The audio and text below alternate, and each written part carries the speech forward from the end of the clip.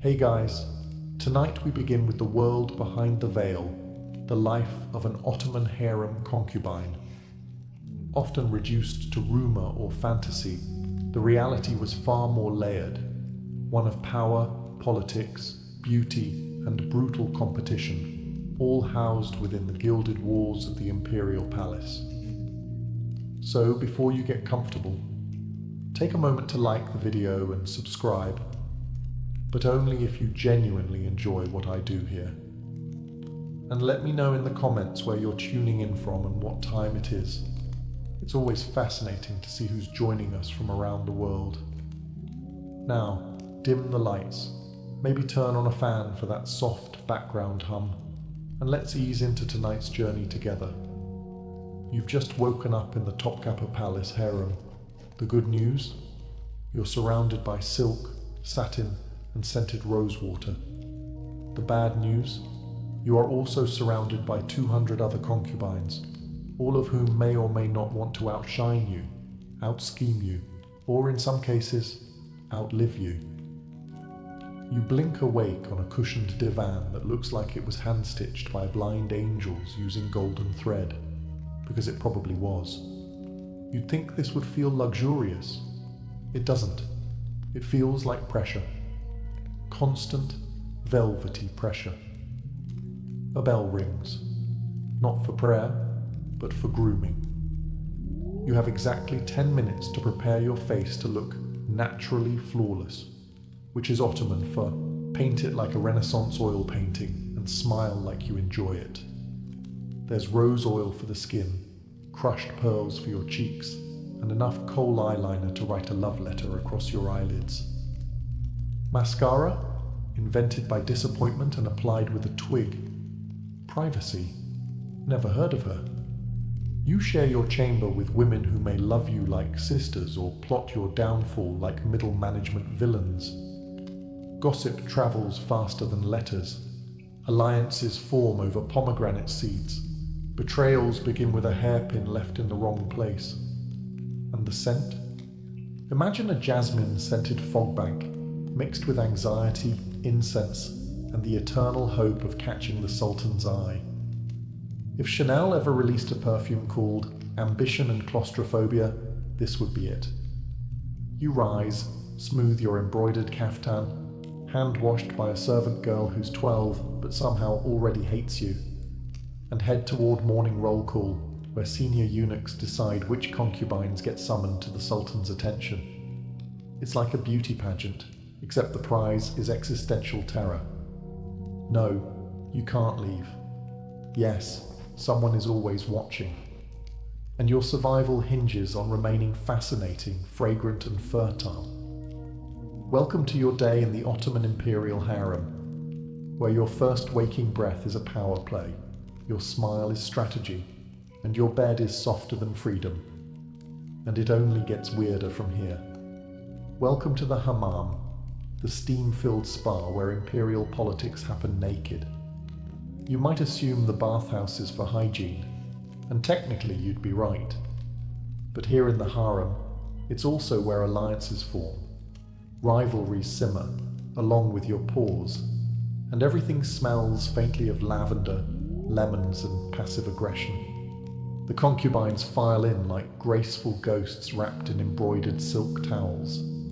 You do the same, pretending this isn't the most intimidating nudity you've ever experienced. The senior women float through the marble chamber like swans, dangerous, territorial swans with better skin than you'll ever have.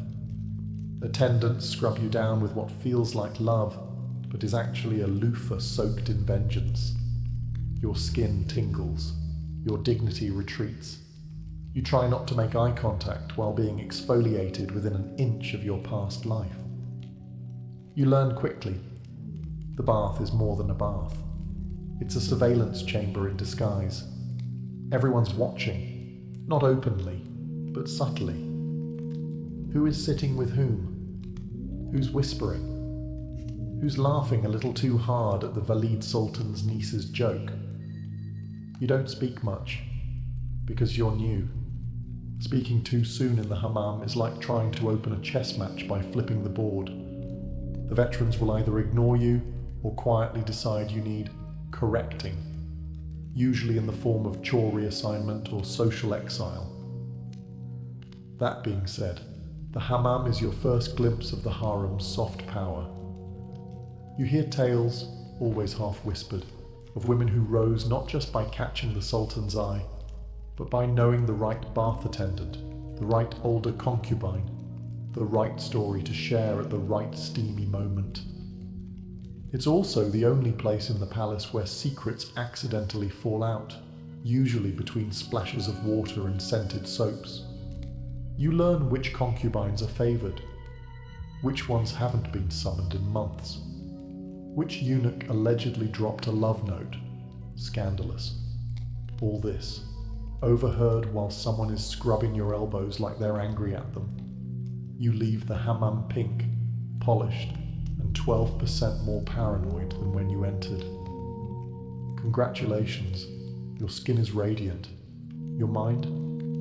Permanently fogged by heat, jasmine, and the politics of proximity. If you thought the harem was all silk pillows and flutes playing in the distance, adorable. Really.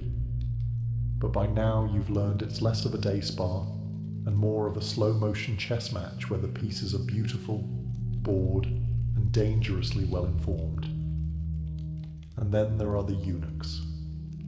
Specifically the black eunuchs, high-ranking castrated guards who report directly to the valid sultan. They control who goes in and out of the harem, who gets summoned, who gets ignored, and occasionally who disappears without a trace and is never spoken of again. They don't smile much. They don't need to. Their presence alone is a career-ending gesture.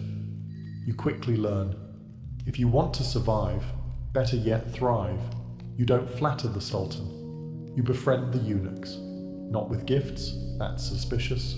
Not with flirting, deeply awkward and wildly inappropriate. No. The trick is to be respectful, predictable, and above all, inoffensively useful. You ask for nothing. You're always ready when summoned. You never ever gossip about them, because news travels in this palace faster than the plague, and you really don't want your name attached to a sentence that ends in, and then she was transferred to the laundry chamber. Meanwhile, among the concubines, relationships are complicated. You've made one tentative friend, a girl from Circassia, who pretends to like embroidery, but is clearly plotting something long-term and ruthless. You also have an enemy, though you're not sure why. She stared at you too long during lute practice. You blinked. She hasn't spoken to you since. Everything is subtle. Compliments are weapons. Smiles are loaded. You begin to miss the emotional simplicity of your old village goat, but you learn. You learn how to interpret silence, how to stand just close enough to power without looking ambitious, how to thank a eunuch for handing you a letter as if he just handed you a divine scroll. And most of all, you learn that survival here isn't about being the prettiest or the most talented. It's about understanding how power moves, in glances, in silence, in the way someone's name is spoken one day and not the next. At first glance, your job as a concubine seems simple.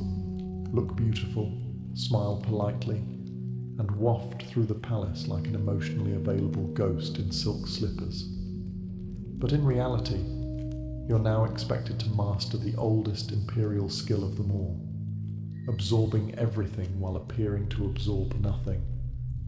You are a sponge. A bejeweled, perfumed sponge who embroiders a suspicious number of tulips while memorizing who sits where, who glares at whom, and who got an extra apricot at breakfast. Subtle changes in fruit distribution. In this palace, it's practically a coup. Your daily schedule now includes hours of training that sounds like finishing school but smells like political grooming. You're taught music, literature, poetry, Islamic law, Ottoman etiquette, and, if you're lucky, how not to pass out during dance lessons. The idea is to be beautiful, yes, but also charmingly clever without being threatening, like a decorative peacock that can quote Rumi and doesn't talk back. The real education, though, happens in between. You learn to notice how long it takes the Valid Sultan's tray to be cleared, and who clears it. You note which eunuch walks in just before bad news arrives. You memorize who's absent. You never ask why. You listen more than you speak. Actually, you don't speak unless someone 3 ranks above you asks you to. Even then, you keep it brief. Ideally with a comment that's humble, insightful, and somehow flattering to them without sounding like you're trying. And while you sit there with your hands neatly folded over your embroidery, which may or may not be a misshapen dove, you are quietly archiving every interaction in your mental scroll, alliances, slights, opportunities, names, especially names. You also begin to understand the unspoken ranking system. Who is favoured, who is tolerated, who is 3 skipped meals away from being reassigned to kitchen duty. You are currently somewhere between interesting newcomer and acceptable wall furnishing. Don't worry, that's better than it sounds. Because the truth is, in the Ottoman harem, looking harmless is one of the most dangerous things you can do, and you're starting to do it quite well. There are 2 kinds of fear in the harem. The fear of being overlooked, and the fear of being noticed. Today, you are flirting dangerously with the second. It begins innocently. You are handed a new robe, not the usual subtle grey-blue cotton you've worn for weeks, but something far too bold. Silk, rose-coloured, embroidered with tiny golden vines. You stare at it like it just proposed to you. From the Valid Sultan's steward, the servant girl mutters, eyes down. This could mean anything. Maybe you're being rewarded. Maybe you're being tested. Maybe it was meant for another concubine, and you're now walking into someone else's assassination plot with very soft sleeves. You put it on. It fits suspiciously well. As you pass through the harem corridors, the other women notice. Not openly, that would be beneath them, but with precisely timed pauses in conversation, raised brows, and one glance so sharp it could cut embroidery thread. You sit for morning recitation with your posture a little straighter. You pretend not to notice that you've been placed slightly closer to the front. Not directly next to the favoured ones, but not with the wallpaper girls either. Then there's the rose. Later that afternoon, a eunuch delivers a single pink rose to your quarters. Just one. No message, no explanation. You hold it like it might detonate. In palace code, this could mean anything. The Sultan might have noticed you, or someone wants it to look that way. Or maybe you're being set up for palace gossip, the deadliest game of telephone in Ottoman history, the safest move. You press the rose between the pages of your prayer book and tell absolutely no one, not even your shadow, especially not your shadow. She gossips. You go to bed that night draped in rose silk, feeling like a target inside a Valentine's Day card. Here in the harem, rising too quickly is suspicious. Standing out is dangerous. But disappearing, that's worse. So you hold your posture, sip your sherbet, and prepare for whatever this robe and rose combination means, because it might be everything, or it might be nothing. And in this place, both are equally terrifying. Dinner in the harem isn't dinner, it's theatre. Competitive, highly seasoned theatre, where everyone wears silk and pretends they're not sizing up their enemies between bites of stewed lamb. You enter the great dining chamber and take your seat, not too close to the centre, you haven't earned that, and not too far in the shadows, you're not invisible yet. The seating arrangement is an ever-shifting map of status. One week you're near the lute player who knows everyone's secrets. The next, you're next to a woman who hasn't spoken since 1572.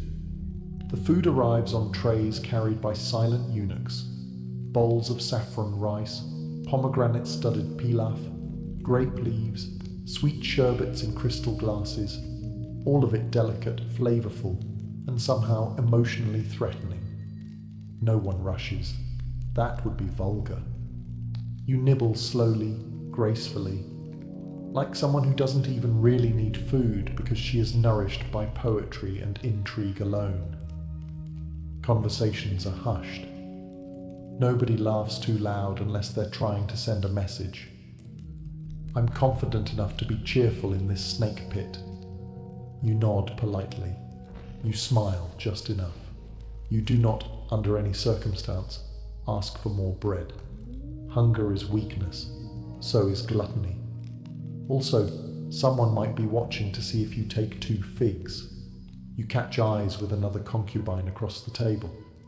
She's new. Or maybe she's old and reborn with a better tailor. Either way, her earrings are too large for her rank, and her smile is the kind that comes with long-term plans. You break eye contact before she decides you're a problem. Then comes the part no one ever admits, watching the eunuch enter. When he steps in, the air shifts.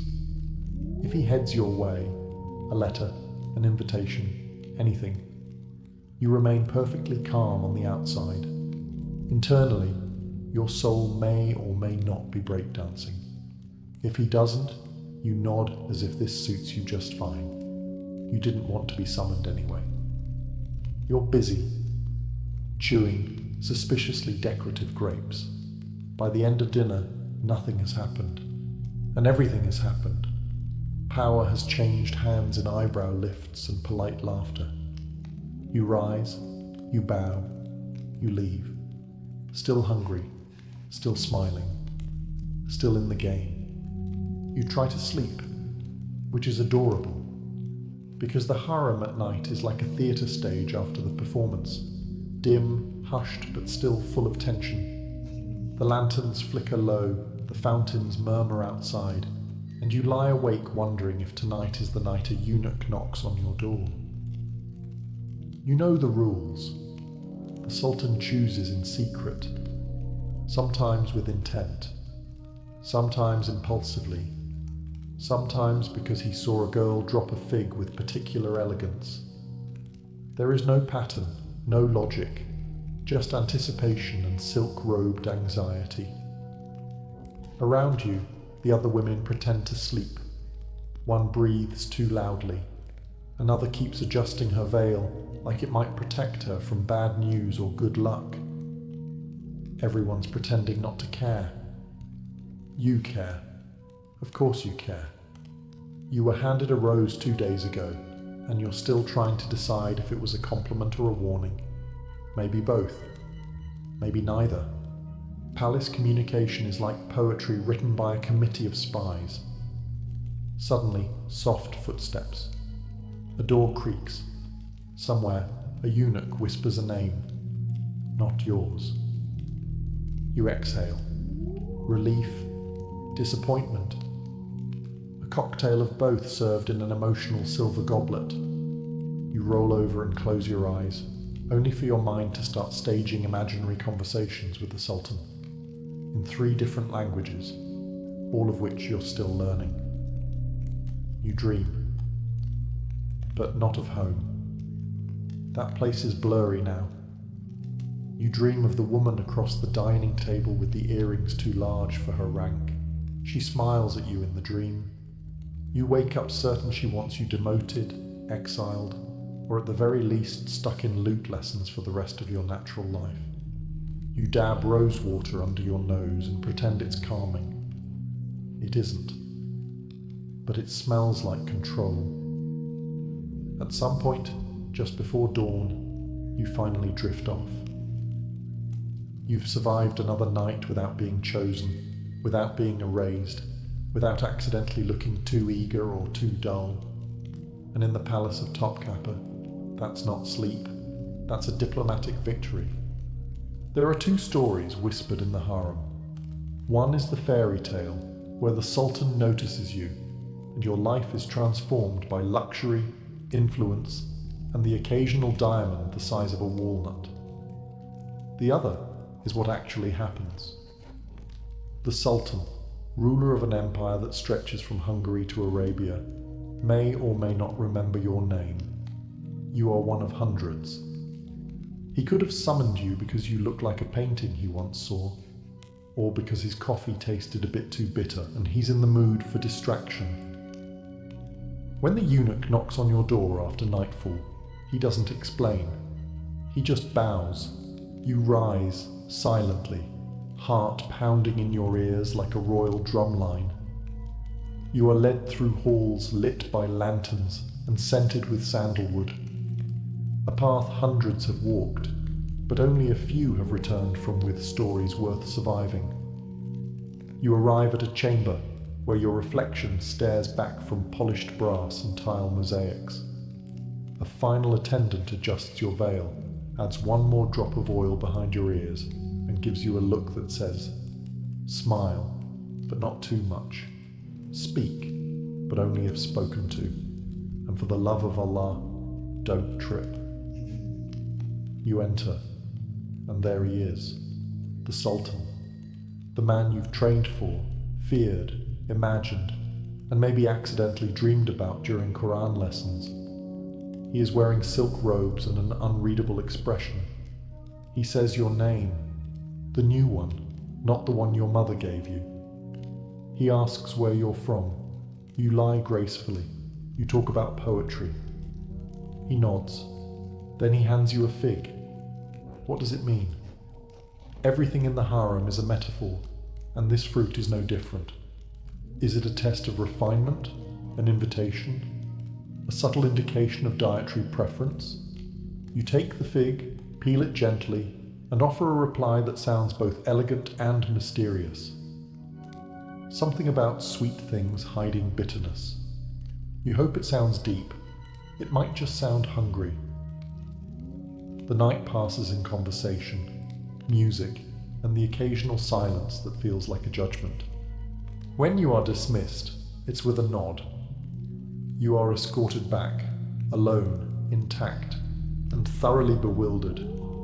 You have been noticed, and now things are about to get complicated. You return just before dawn, walking softer than usual, as if stepping too loudly might break whatever spell you were briefly under. You slept, sort of.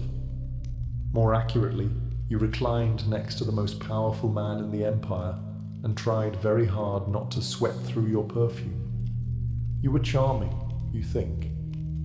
You definitely said something about poetry, or maybe goats. You're not sure anymore. The eunuchs say nothing when you pass. That's good. Silence is always preferable to a knowing smirk. Back in the harem, the air smells different.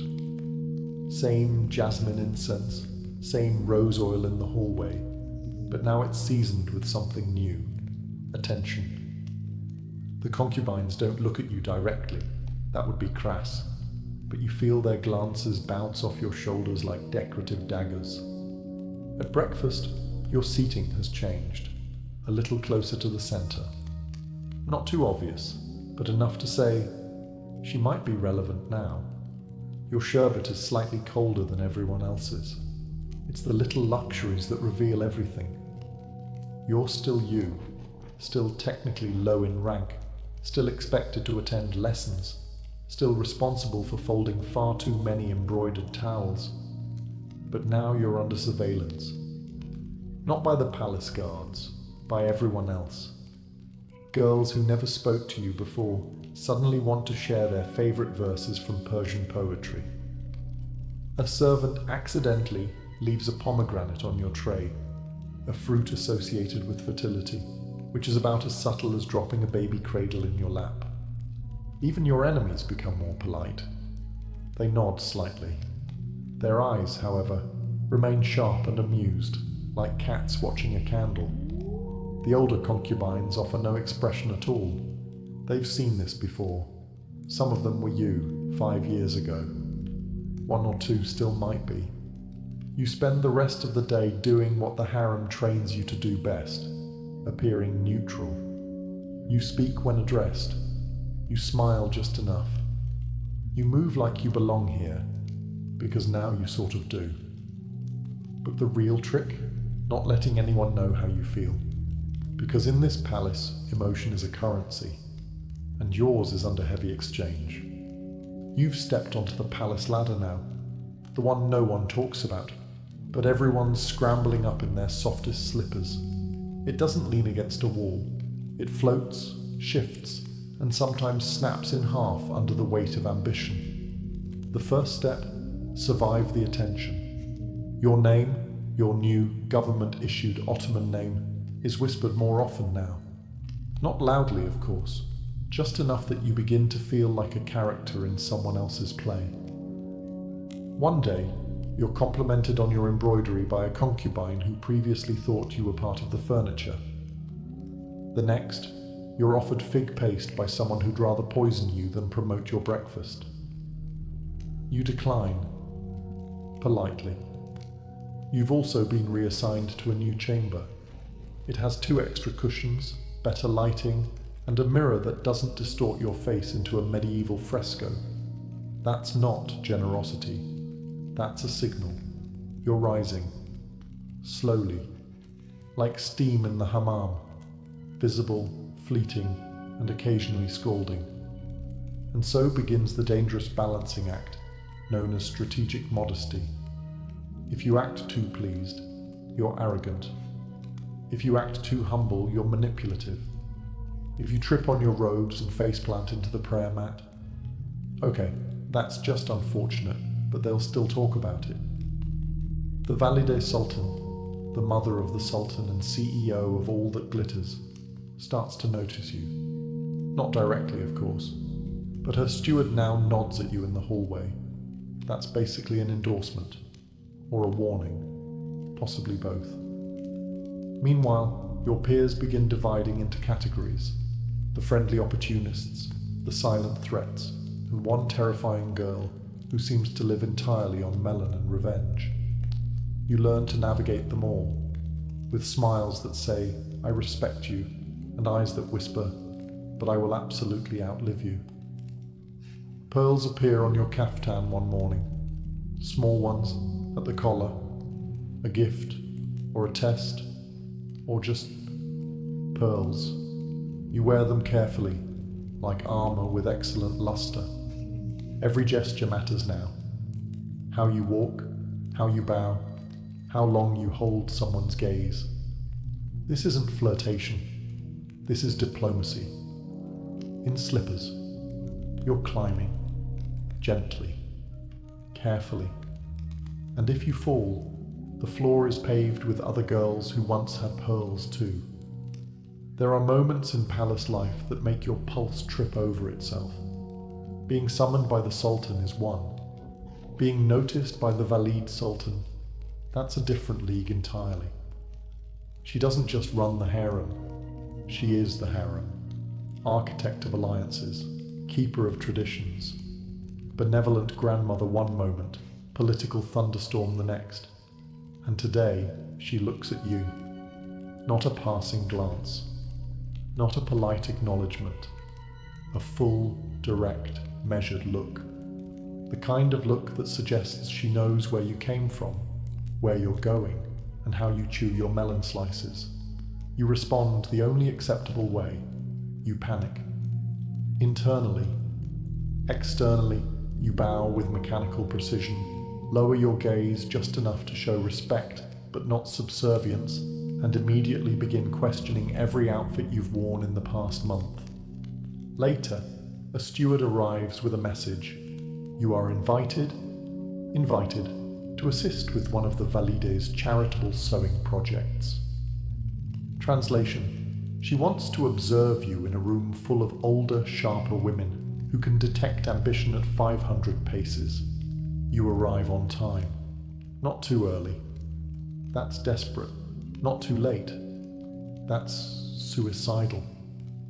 She sits surrounded by cushions, embroidery hoops, and the kind of silence that dares you to speak first. You don't. You thread a needle and pretend this doesn't feel like a job interview disguised as domestic servitude. The other women chat. Politely, the Valida listens. Occasionally, she asks a question. Where were you educated? What's your favorite surah? Have you ever met anyone who truly understands politics? You answer carefully, gracefully, as if your entire future depends on it, because it does. At one point she smiles, not at you, near you, which is basically the same thing. When it's over, you bow again and exit with the calm of someone who has no idea whether they've just been promoted or marked for reassignment to towel duty. Back in your chamber, your roommate stares at you like you've just returned from riding a dragon. She looked at you, she whispers. You nod, smiling faintly. You don't say it aloud, but yes, and you're still sweating. There's a knock at your chamber door, not the gentle knock of a friend, or the impatient tap of a eunuch carrying towels. This one is deliberate, the kind of knock that comes with consequences. A message is handed to you. You are invited to a private tea by one of the Sultan's favoured consorts. Her name is whispered through the harem like a lullaby sung with a knife in it. She is powerful, poised, and, depending on who you ask, either your best chance at survival or the reason girls disappear mysteriously during lunch. You accept. Of course you do, because saying no in the harem is about as effective as throwing a fig at a cavalry charge. You dress with mathematical care, not too extravagant. She might think you're challenging her. Not too plain. She might think you're insulting her. You settle on elegance with plausible humility and add a hairpin that says, I'm competent, but not Plottingen yet. The tea room is small, perfumed, and intimidatingly silent. She sits alone, reclining like someone who invented reclining. Her robe is embroidered with threads that probably cost more than your hometown. She gestures for you to sit. You do, gracefully, quietly, with just enough bow to imply deference but not desperation. She pours the tea herself.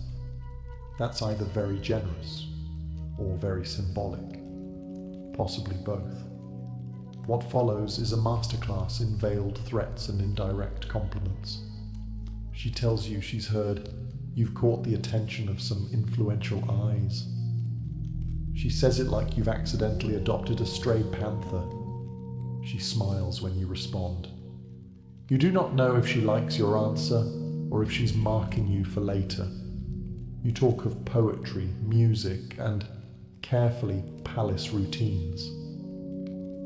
She nods often. Occasionally she glances at the door, as if calculating whether you're worth her time, or just another chapter in her scrapbook of rising starlets.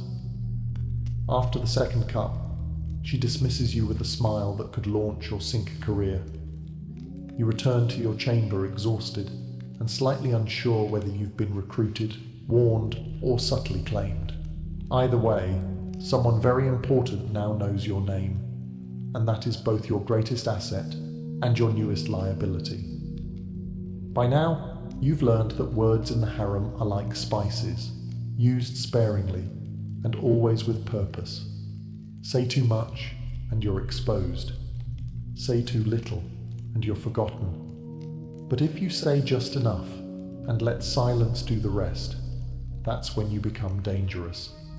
Today's lesson begins in the music chamber, where a group of senior concubines gathers to discuss poetry, philosophy, and, let's be honest, each other. You are invited to sit in, not speak, sit, a test disguised as hospitality. You arrive on time, offer the required courtesies, and fold yourself neatly into the corner like a well-mannered napkin. You sip your sherbet. You nod occasionally. You look interested, but not eager. You laugh softly at one joke, just enough to seem human. And then it happens. One of the elder women turns to you and asks a question. Not a trap, not yet. Just a simple inquiry about your thoughts on a Rumi verse. But you know what this is. They're not testing your taste in poetry. They're testing your timing. You pause, long enough to seem thoughtful. Not so long that it looks like you're scrambling for a safe answer. Then you say something that sounds reflective, reverent, and above all, vague. They nod. They are satisfied. You've passed. Later, you are asked again, this time about the Valid Sultan's new charitable initiative. You say nothing critical. You compliment the elegance of the idea without claiming to understand the politics behind it.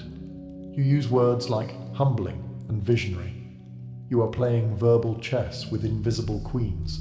The truth is, most power in the harem is held in silence, in the glance that lingers, in the smile that doesn't quite reach the eyes, in the pause before someone replies, where everyone leans in, just slightly, to see which direction the wind is blowing. You leave that room, having said less than a dozen sentences. And somehow, your name is on 3 more lips than it was yesterday. You're not just surviving now. You're learning to glide, wordlessly, precisely, and beautifully, through a world where stillness speaks louder than declarations. And the walls, they're still listening. You find a gift on your pillow. No note, no signature. Just a small velvet box tied with a ribbon the color of dried rose petals and possibly veiled judgment. You open it slowly, as one opens anything in the harem, halfway expecting perfume, halfway expecting scorpions. It's jewelry. A delicate bracelet inlaid with turquoise and gold filigree. Beautiful, elegant, alarming, because nothing here is ever just a gift. You scan the room. Your roommate raises an eyebrow. She does not ask questions. She's either very polite or very invested in plausible deniability. The bracelet is undoubtedly expensive. Too expensive for a casual trinket. Not quite royal enough to be from the Sultan, which narrows it down to someone wealthy, calculating, and interested in controlling the narrative. Or you. You wear it. Of course you do. That's the game. By mid-morning, the rumours begin. She received a gift, someone whispers at the fountain. From whom? Someone else replies. She didn't say, comes the answer, which in this place is the same as saying everyone should assume the worst or most interesting option. You maintain your expression, a calm mix of modesty, confusion, and mild boredom. Meanwhile, your internal monologue is doing cartwheels through every past conversation, searching for enemies, allies, and anyone with a taste for turquoise. By lunchtime, the gossip has mutated. You've allegedly received a secret message, a hidden proposal, and an heirloom passed down from the Valid Sultan herself. All untrue, all dangerously believable. Then comes the whispered warning. A servant girl, low-ranked, easily ignored, drops your tray and mutters, "Careful who puts things in your hand when they can't say it to your face." You thank her, because that's what you do when someone warns you indirectly of possible sabotage while pretending to be clumsy. You keep the bracelet on, but you sleep with it tucked under your pillow, just in case. In the harem, a gift is rarely a gesture of affection. It's a test, a leash, a label, or a gentle reminder that your name is being spoken in rooms you haven't entered yet. And sometimes the most dangerous thing you can wear is not a smile, but proof that someone wants to claim you. One morning, just before the call to prayer, you're summoned. Not by a eunuch, not by a servant, but by a letter, sealed in the imperial blue wax, delivered with no explanation, just a glance that suggests everything is about to change. You sit alone as you read it. The script is elegant. The offer is clear. You are to be elevated, moved to more private quarters, closer to the Sultan, closer to the core of the palace, and further from anonymity. It is on paper a promotion. But here in the harem, a promotion is just a prettier word for exposure. Accept, and you step into the world of real influence, politics, intrigue, the possibility of bearing a royal child, of becoming a consort, maybe even the Sultan's favorite. It's what some women dream of. It's also where women vanish. You have until sunset to reply. So you walk the gardens, the ones where you used to hide in the shadow of elder concubines. Now they look smaller. The fountains still whisper. The tulips still bloom like delicate secrets. But the air feels different. It's your name they speak now. You think of home, blurry now. You think of the other girls, the ones who never rose, the ones who rose too fast, the ones who were clever, but not clever enough. And you think of yourself, not the version trained in etiquette and poetry, but the girl who arrived with her old name tucked somewhere between her ribs. That night, you dress carefully. One final choice. You walk past the curtains, the silken borders that separate the known from the unknown, and in the stillness, you answer.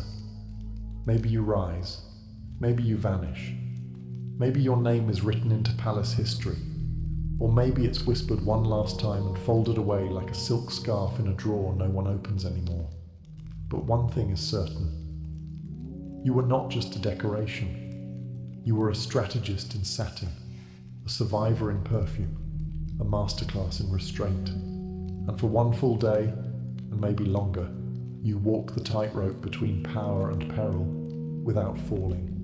Long before comic books and Hollywood blockbusters, the ancient world already had its own Amazons, and they were terrifyingly real. Meet the Scythian women, horse-riding, bow-wielding warriors of the Eurasian steppe who didn't just defy gender norms, they reloaded and galloped right over them. The Scythians were a nomadic people who roamed what is now Ukraine, southern Russia, and parts of Central Asia. Herodotus, the Greek historian, wrote of fierce Amazon women who mated with Scythian men and birthed a tribe of warriors. For centuries, scholars chalked that up to Greek imagination and a little too much wine. But recent archaeology tells a different story, one with bone-deep proof. Excavations of Scythian burial mounds or kurgans have uncovered the remains of women buried with full warrior regalia, swords, spears, quivers of arrows, and even battle scars. One teenager's skeleton, discovered in the Altai region, had arrowheads embedded in her spine, a grim but undeniable sign that she fought and died in combat. Some were laid to rest with their horses, clad in armor. These weren't ceremonial props, they were used and worn. This was a culture that didn't just allow women to fight, it expected them to. Scythian society, unlike most of its ancient contemporaries, wasn't rigidly patriarchal. While men raided and hunted, women often did the same. Girls were trained from a young age to ride and shoot, and elite females could hold positions of influence. There are even signs that Scythian priestesses held spiritual authority, making them both feared in battle and revered in ritual. The Greeks were both fascinated and horrified. They created the myth of the Amazons, wild warrior women who hated men and lived apart from civilization. But the core of the legend was grounded in their encounters with the Scythians.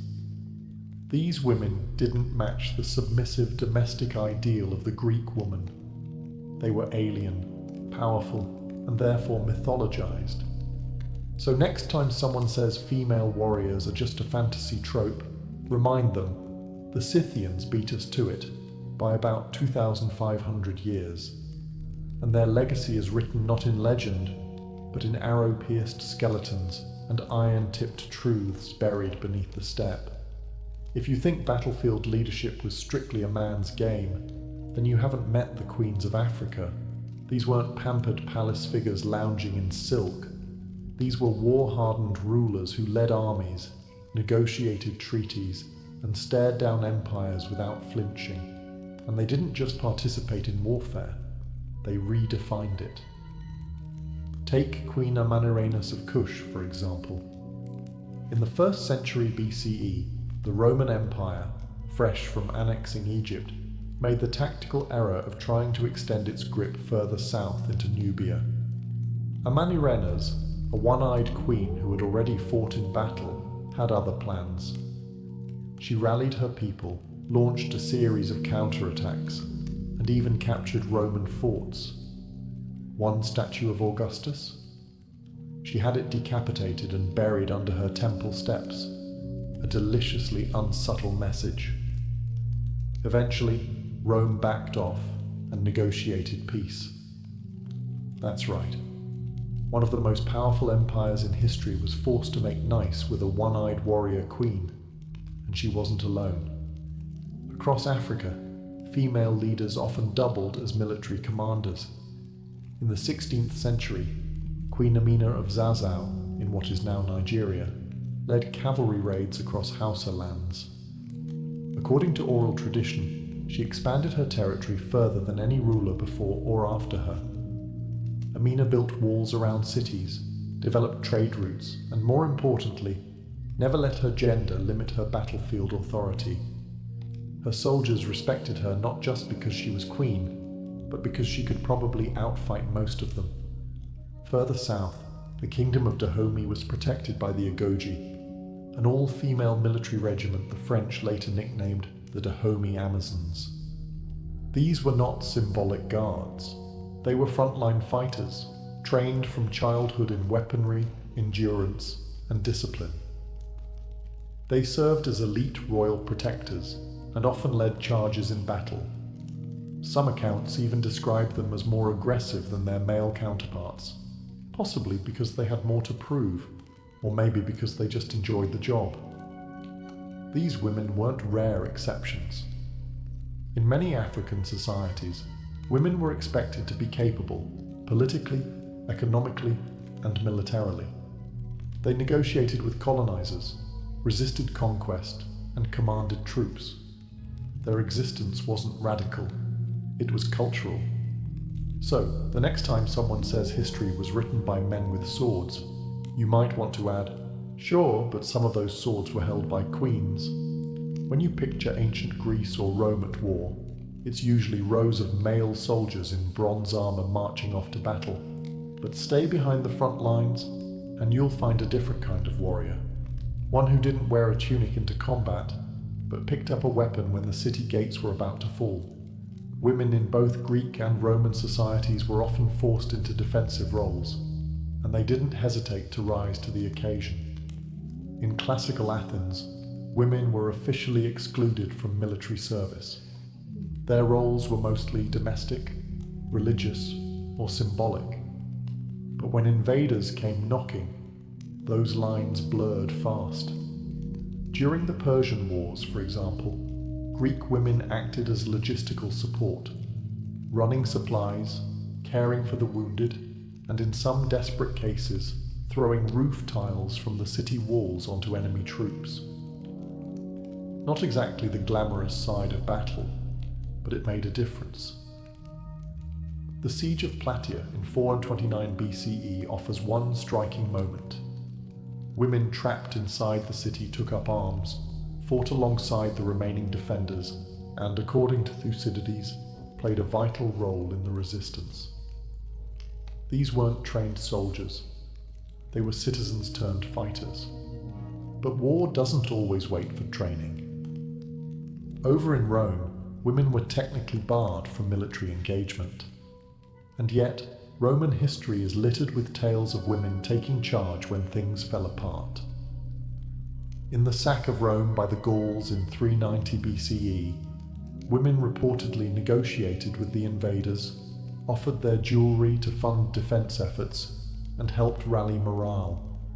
During later conflicts, like the Second Punic War, Roman women often followed their husbands to military camps, some even acting as informal strategists or advisors.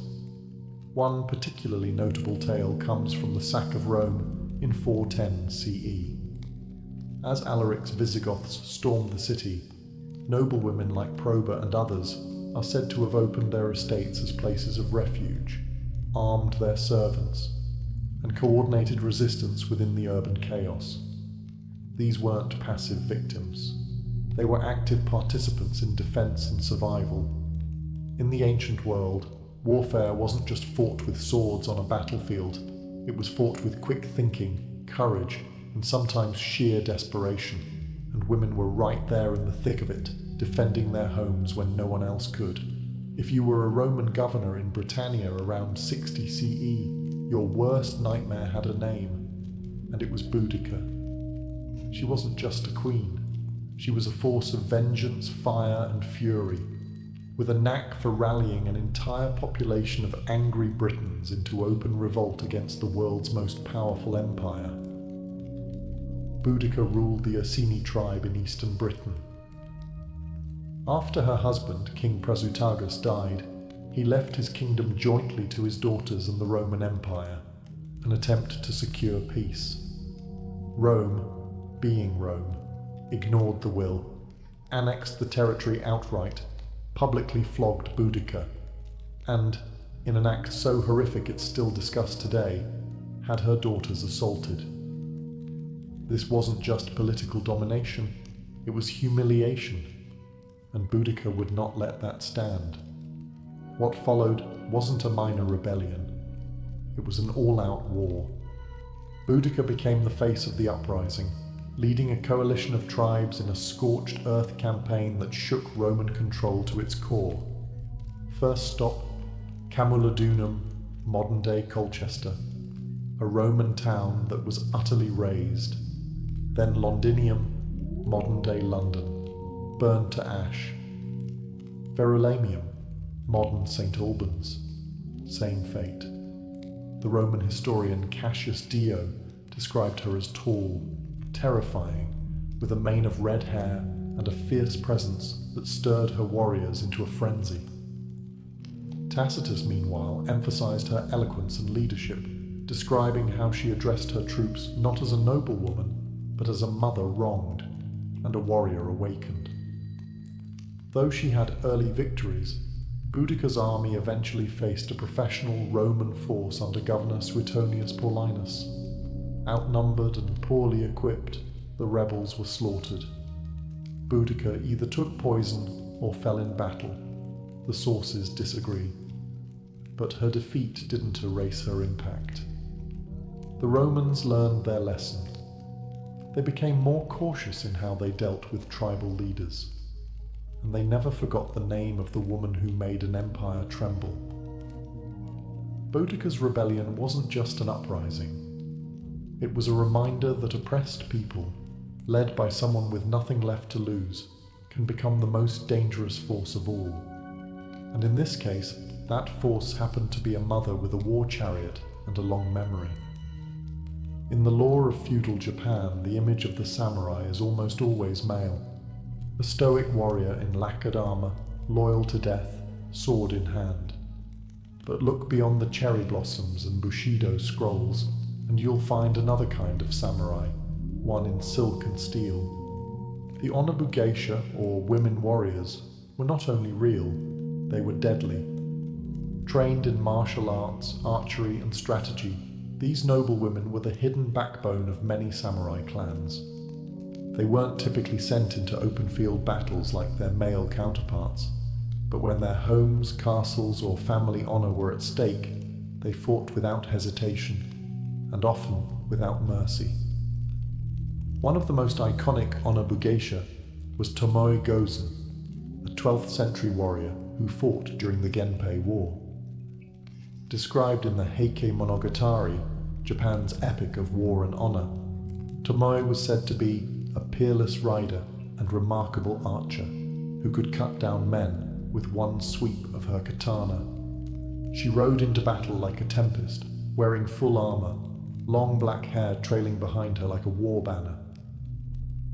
At the Battle of Owazu, she reportedly decapitated a rival samurai in single combat, a final blaze of glory before disappearing from history like a ghost on horseback. Then there's Nakano Takeko, a 19th century fighter during the Boshin War. She wasn't formally part of the Imperial Army. Women weren't allowed, so she formed her own unit, an unofficial corps of female warriors who fought with naginata, pole weapons. She died leading a charge against Imperial forces, taking a bullet to the chest. Her last request, to be buried with honor by her sister so the enemy wouldn't claim her body. These women weren't tokens or legends. They were part of the martial tradition, upholding the values of Bushido, loyalty, bravery, and self-sacrifice. Some even received the same training as their male counterparts in times of war. Of course, as Japan modernized and centralized its military power, the Honobu geisha were pushed to the margins, their stories reduced to folklore. But the reality remains. In Japan's blood-soaked history of samurai clashes and castle sieges, women's blades were sharpened just as often, and just as deadly. The Roman Colosseum, a monument to cruelty, entertainment, and testosterone-fueled violence. Lions, spears, slaves, and sweaty men locked in mortal combat. But what if we told you that sometimes the combatants weren't just men? That buried beneath the mythos of the Roman gladiator is the lesser-known reality of female gladiators, the gladiatrices. While they were rare, these women did exist, and they weren't there to serve snacks. They fought in front of roaring crowds, trained in the same ludi, gladiator schools, and were often treated with both titillation and terror. Roman emperors, especially the more theatrically inclined, like Nero and Domitian, loved the shock value of women in combat. Female gladiators were novelties, yes, but also formidable warriors in their own right. Evidence is scattered but compelling. A marble relief from Halicarnassus shows two women, Amazon and Achillea, locked in combat. The carving even notes that they fought to a draw, which was considered an honorable outcome. Their names weren't randomly assigned either. They evoked mythic female warriors, framing these women not as weak imitators, but as ferocious equals. Literary sources also mention them. The satirist Juvenal, never one to miss an opportunity to judge, mocked upper-class women who trained as gladiators, suggesting it was a scandalous rejection of femininity. Others, like Suetonius, note that female fighters sometimes appeared in nighttime spectacles, lit by torches and fueled by wine-soaked crowds who weren't exactly there for a thoughtful display of martial skill. But training was real, and the danger wasn't staged. These women fought with swords, tridents, and nets, just like male gladiators, and they bled just as much. They were often slaves, prisoners of war, or criminals sentenced to the arena. Some were volunteers, octorati, who chose the life of a gladiator for fame, money, or escape from worse fates. In 200 AD, Emperor Septimius Severus banned women from gladiator combat altogether, perhaps worried that Rome's taste for female fighters was becoming a bit too unorthodox, or perhaps because women were proving too good at it. So while they didn't dominate the Colosseum, the gladiatrices carved out a brutal, blood-stained space of their own. In the sand, gender meant little. Skill, ferocity, and survival meant everything. The medieval battlefield wasn't just a boys' club with chainmail. While most women were kept far from formal combat roles, some didn't get the memo, or ignored it on purpose. Whether disguising themselves as men, leading troops as abbesses, or simply refusing to stay in the convent when swords started swinging, medieval women found ways to fight, both literally and symbolically. One of the strangest categories of warrior women, the warrior nuns. During the Crusades, certain religious women did more than pray for victory. They picked up weapons. While most did so defensively, records exist of abbesses and nuns taking command when their convents or lands were threatened. In the 12th century, the Abbess of Quedlinburg was a spiritual leader and a military one, commanding vassals in battle as the head of a powerful religious territory. She didn't wear armor, but she sure gave orders like a general. Then there were women who simply became men, at least on paper. Medieval records reveal multiple cases of women disguising themselves in male clothing to enlist in armies. Some were caught and executed, others passed undetected for years. One example is the story of a woman known only as John, who served in an English garrison during the 100 Years' War. When discovered, her comrades reportedly shrugged and let her continue, because she fought just as hard as they did. Joan of Arc, of course, is the superstar of this category, a teenage peasant girl who claimed divine visions, dressed in men's armor, and led the French army to victories that stunned Europe.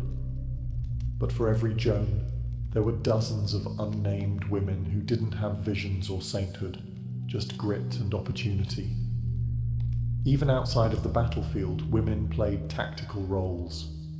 Noble women in besieged castles often coordinated defenses, rationed supplies, and negotiated with enemy forces. Eleanor of Aquitaine, while not a sword-swinging warrior, accompanied her husband on crusade and was rumored to have worn armor, whether as a statement, protection, or performance is still debated. The point? The Middle Ages weren't nearly as monolithic as they seem. Women found loopholes in rigid systems, snuck past the rules, or simply made up new ones. And while history didn't always record their names, it certainly felt their presence on the battlefield. When people think of the medieval Islamic world, they might imagine flowing robes, caliphs in grand courts, or scholars debating science and philosophy. What they often miss? The women who picked up swords, led armies, and defended cities when men were too slow, too dead, or too distracted by politics. Take Khawla bint al-Azwa, for example, a name that still echoes through Arab folklore like a war cry. A 7th century warrior during the early Muslim conquests, she fought alongside her brother in battle. After he was captured by Byzantine forces, she stormed the enemy lines in black armor, wielding her sword with such precision that soldiers mistook her for Khalid ibn al-Walid, the famed general known as the Sword of Allah. When her identity was revealed, morale didn't drop, it soared. She had earned her place among warriors through sheer skill and nerve. Women like Khawla weren't just battlefield anomalies. In times of crisis, especially during sieges, women took up arms to defend their homes and cities.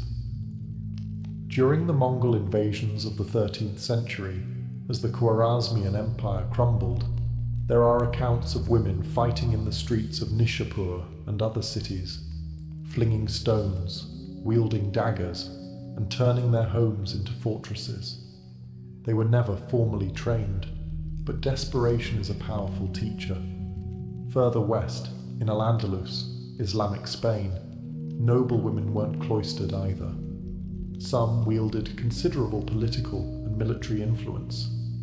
Walada bint al-Mustakfi, while best known as a poet, lived in a world where women of her class often ran estates and defended them during civil unrest. A few centuries later, during the Reconquista, Muslim women sometimes joined their husbands in defending the last strongholds of Granada. There's also Sayyida al-Hurra, not a battlefield warrior, but a pirate queen. In the 16th century, she commanded fleets in the Western Mediterranean, striking fear into European ships. Allied with the infamous Barbarossa of the Ottoman navy, She was a political leader and naval commander, a double threat on sea and shore. In many Islamic societies, the ideal of modesty coexisted with the reality of necessity. When cities burned and armies failed, the veil came off and the sword came out. And in those moments, history remembered them, not as women who broke the rules, but as warriors who rewrote them. For centuries, history books told us that war was a man's domain. Men led, men fought, men died gloriously, while women waited, wept, or patched wounds in the background. But scratch the surface, and a different story bleeds through. A story of women who didn't wait to be invited to the fight. They crashed the battlefield, often with more guts than glory.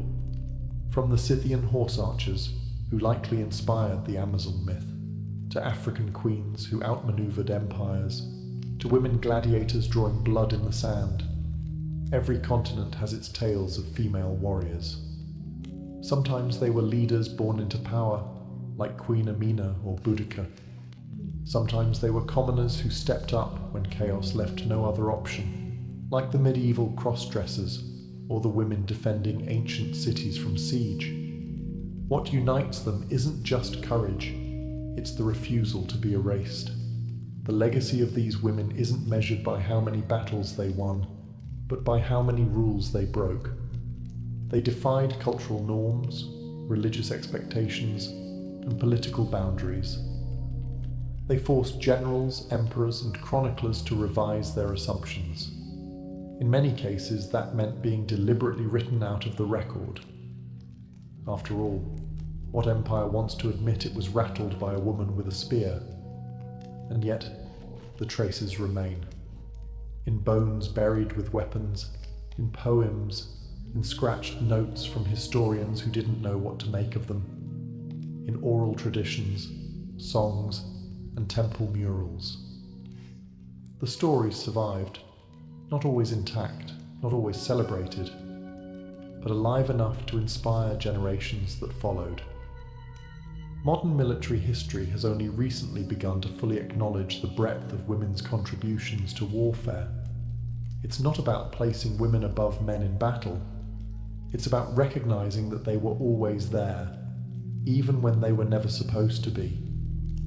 So the next time someone calls women in war an exception, remind them. From the deserts of North Africa to the snowy steppes of Central Asia, from castle sieges to chariot charges, women weren't just part of the war story. They were the plot twist, the hidden edge, the blade history tried to sheath but never could, because once a sword is drawn, it doesn't care who's holding it, only what they're willing to do with it. Marcus Aurelius was born on April 26, 121 CE, in Rome, the very heart of an empire that stretched from Britain to the sands of Arabia. His full name, at the time of birth, was Marcus Annius Verus, and he came from a noble lineage with deep senatorial roots. In other words, he wasn't starting from scratch. His grandfather had been a consul, and his family was rich in both wealth and political connections. But young Marcus wasn't spoiled by luxury. Even as a child, he had a reputation for being unusually serious, quiet, and thoughtful. The sort of kid who probably skipped out on the toy swords and asked philosophical questions instead. The Emperor Hadrian took notice of this moody, deep-thinking child and saw in him something rare: integrity. He nicknamed Marcus Verissimus, meaning most truthful, and marked him out for a future few could dream of. When Hadrian's first choice of successor died unexpectedly, he adopted Antoninus Pius under one condition: that Antoninus would, in turn, adopt Marcus Aurelius as his heir. And just like that, Marcus was on a slow-moving, responsibility-laden conveyor belt toward absolute power. His education was nothing short of elite. Tutors drilled him in Greek and Latin literature, rhetoric and philosophy. But while many young aristocrats treated their lessons like chores, Marcus embraced them with religious devotion, especially Stoicism. He read Epictetus and Seneca not as abstract theory, but as a moral compass. To him, philosophy wasn't an intellectual game. It was a manual for how to live. He started sleeping on a hard floor, wore simple clothing, and practiced fasting.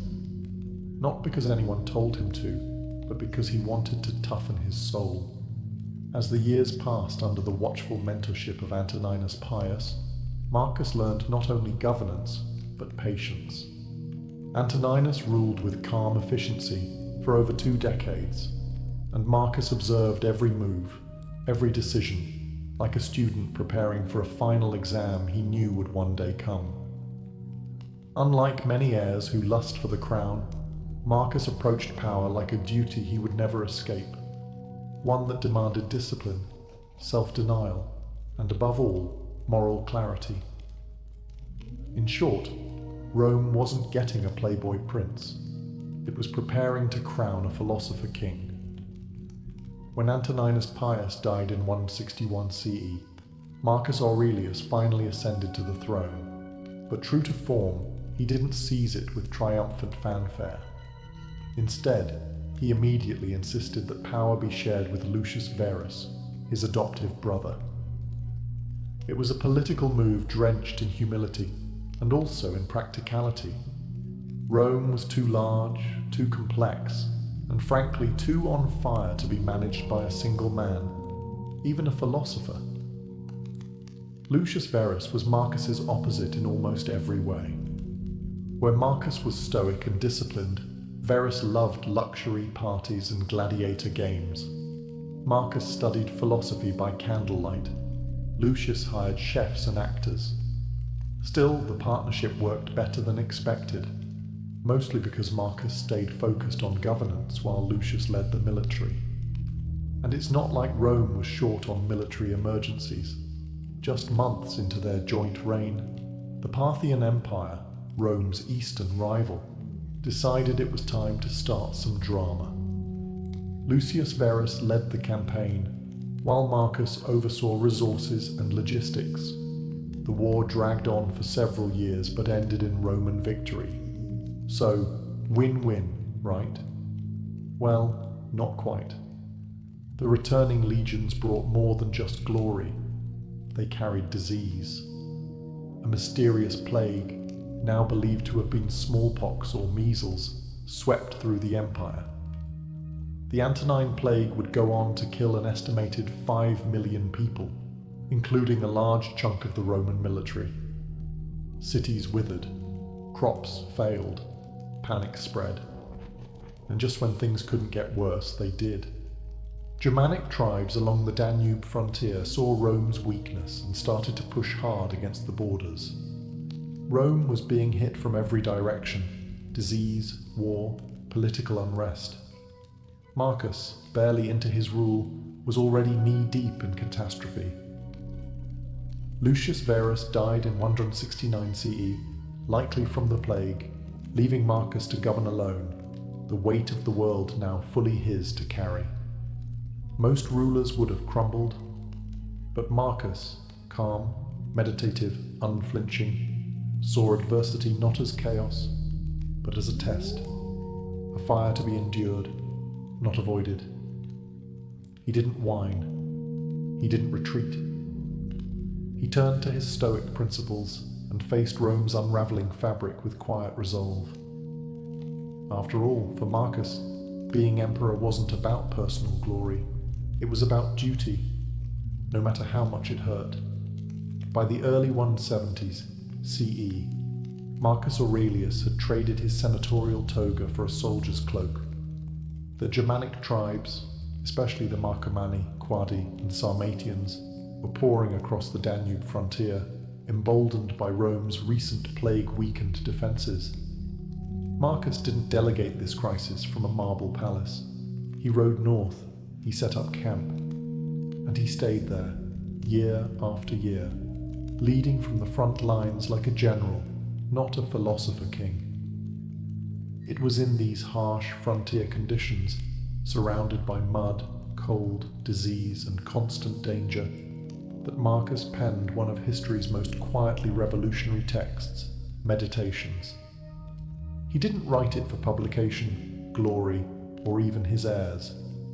It was a private journal, a philosophical diary, in which he reminded himself how to remain moral, rational, and composed in a world gone mad. Where other emperors built triumphal arches, Marcus built an inner citadel. In one moment, he was inspecting fortifications or negotiating with tribal leaders. In the next, he was scribbling thoughts like, "You have power over your mind, not outside events. Realize this, and you will find strength." That wasn't campaign strategy. It was soul maintenance. The wars were brutal. The Germanic tribes were not pushovers. They knew the terrain, used guerrilla tactics, and were desperate. Yet Marcus pressed on, adapting Roman military tactics, reorganizing legions, and making hard choices, including granting slaves and non-Romans military roles in exchange for loyalty. Traditionalists grumbled, but Marcus didn't care. He needed bodies, not bloodlines. Despite constant pressure, Marcus refused to become cruel. While his generals urged scorched earth campaigns, he often opted for diplomacy.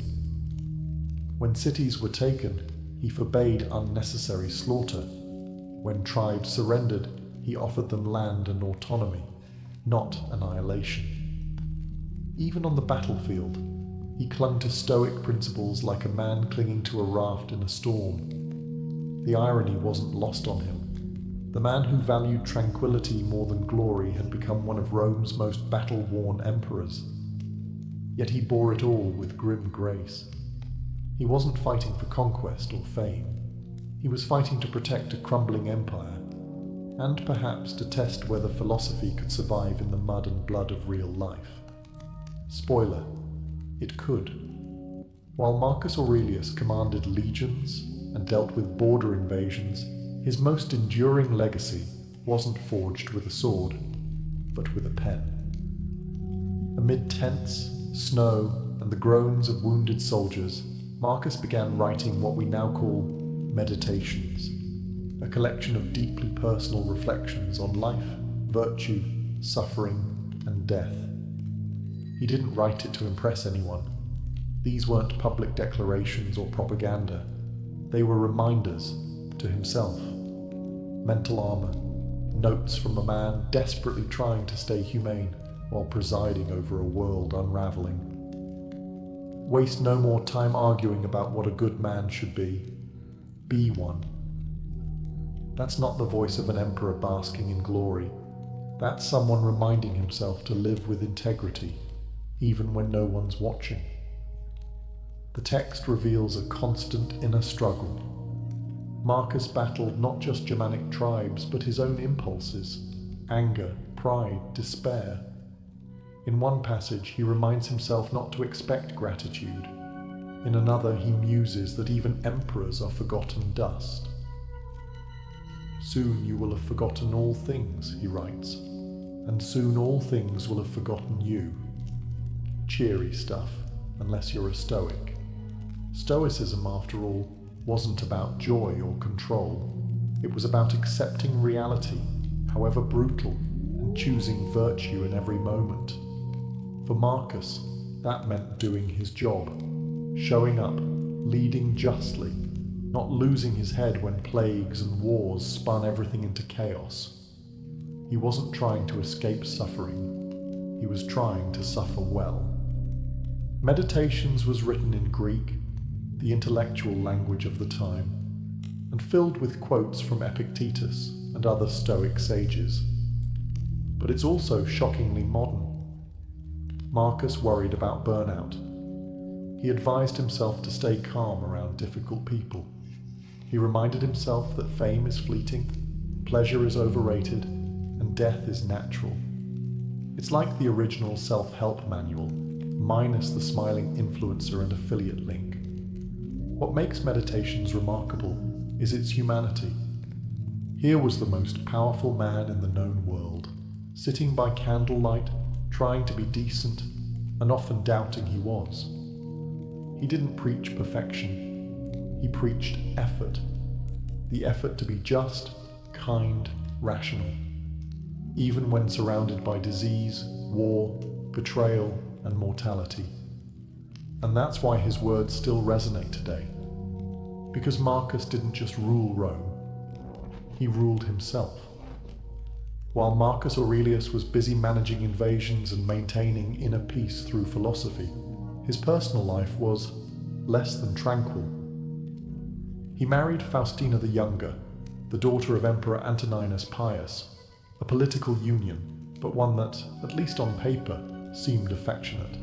Together, they had 13 children. 13. But ancient Rome wasn't kind to young lives. Only a handful survived past infancy. Marcus buried 8 of his own children. Just pause and imagine that. A man who daily pondered impermanence in his writings had to live it over and over. While Meditations rarely names these personal losses directly, the tone, somber, resolute, aching, hints at grief barely held at bay. Stoicism didn't eliminate pain, it just gave him tools to bear it. Then there was the drama around Faustina.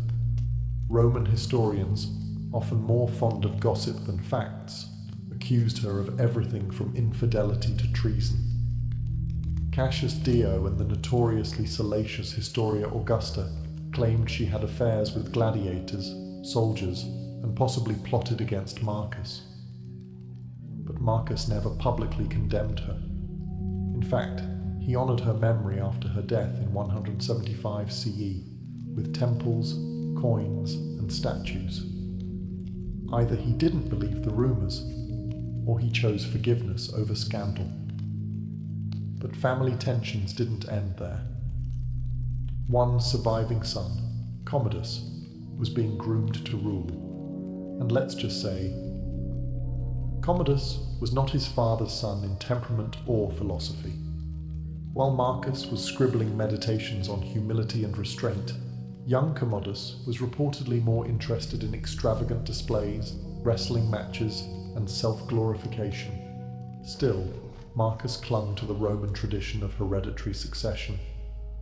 Despite signs that Commodus might be a dangerous choice, Marcus refused to break with custom. He named Commodus co-emperor in 177 CE, a decision that would cast a long, dark shadow over his legacy.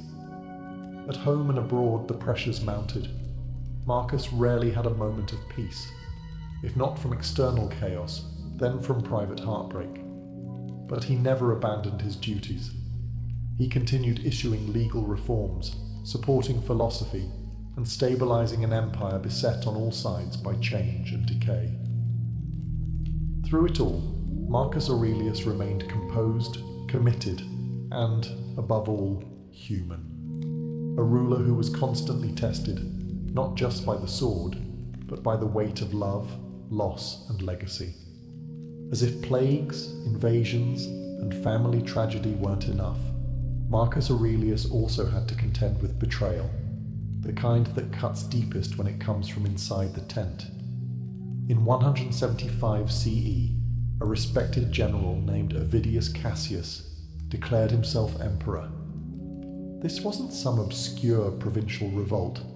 Cassius was the governor of Syria and a man Marcus had trusted with immense military authority.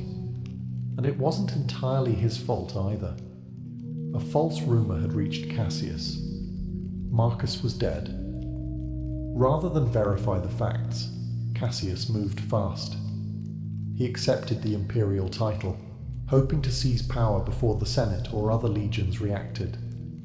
It was a classic case of Roman ambition, running faster than Roman news. The East braced for civil war, but Marcus, he didn't panic. He didn't scream betrayal. He simply began preparing for a march east, not for vengeance, but for reconciliation. Incredibly, Marcus even considered pardoning Cassius. He believed in clemency, in preserving unity above pride.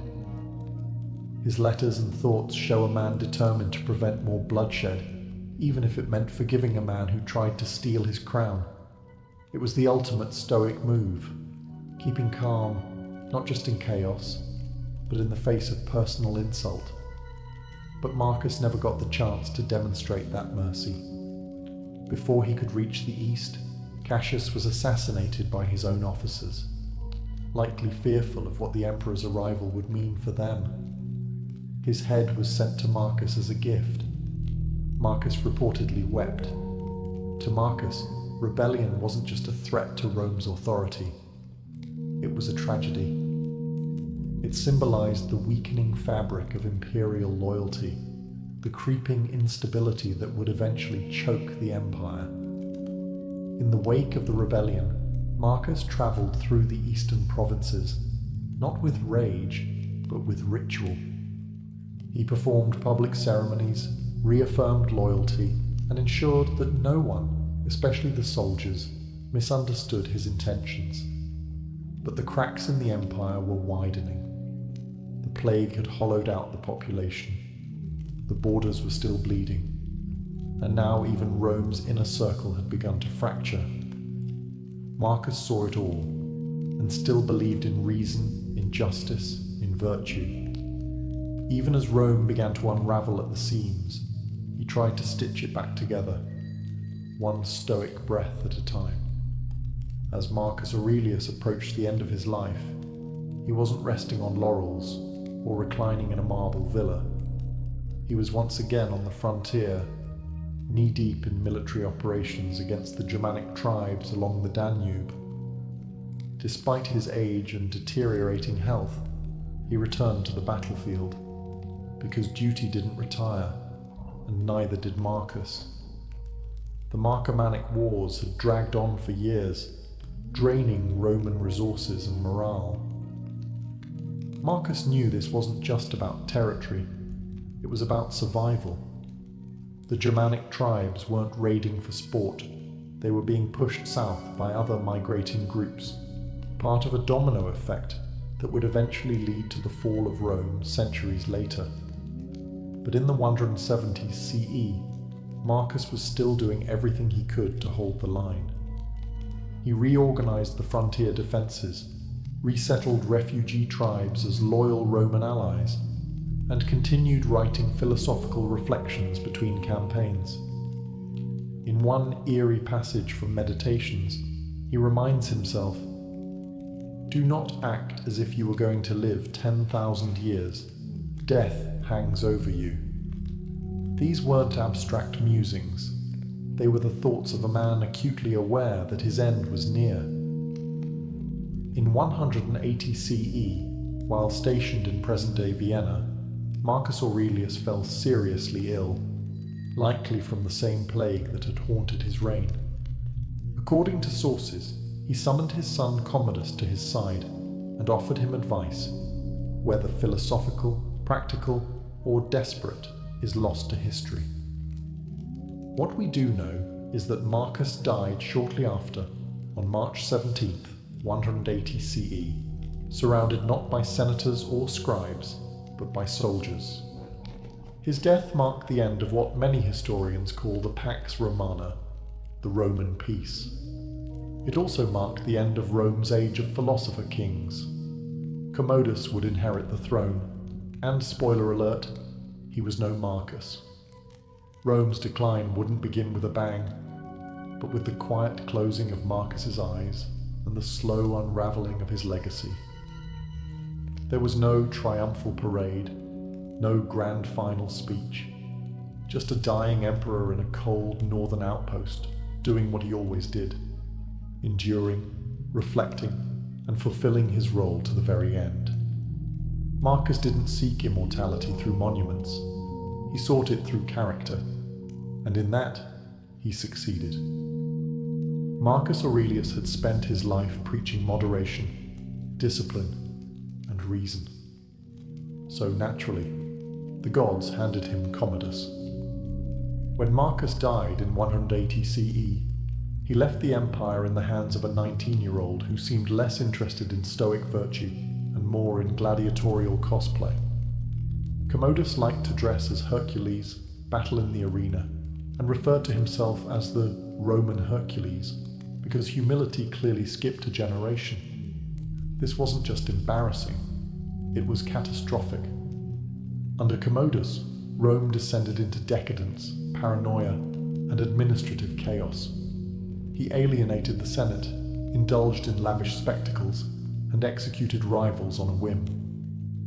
Where Marcus had treated power as a sacred burden, Commodus treated it like a reality show prize. Bread and circuses became the rule of the day, so the question has haunted historians ever since. Why did Marcus, the wise philosopher, the reflective emperor, leave the empire to such a man? Was it blind love? A misjudgment? Or did Marcus, so bound to tradition and the Roman idea of dynastic continuity, feel he simply had no choice?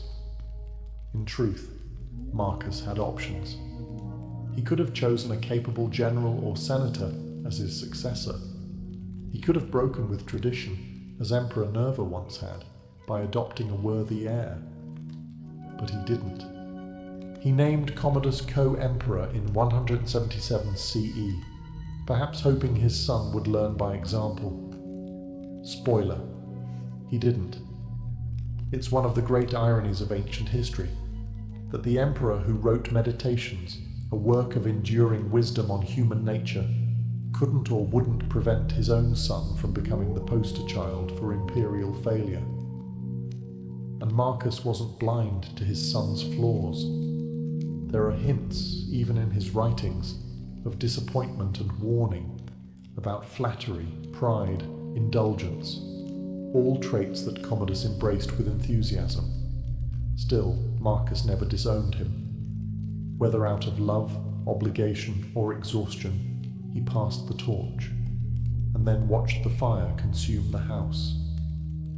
Commodus's rule would end in assassination, and his death would plunge Rome into the year of the 5 emperors. It's a bleak postscript to a reign defined by stoic resilience. Marcus had kept the empire stitched together with wisdom and will. Commodus tore it open with ego and spectacle. And yet, perhaps the ultimate Stoic lesson lies here too. Even emperors cannot control the future, only how they meet it. Marcus Aurelius died nearly 2,000 years ago, but his influence has never really left us.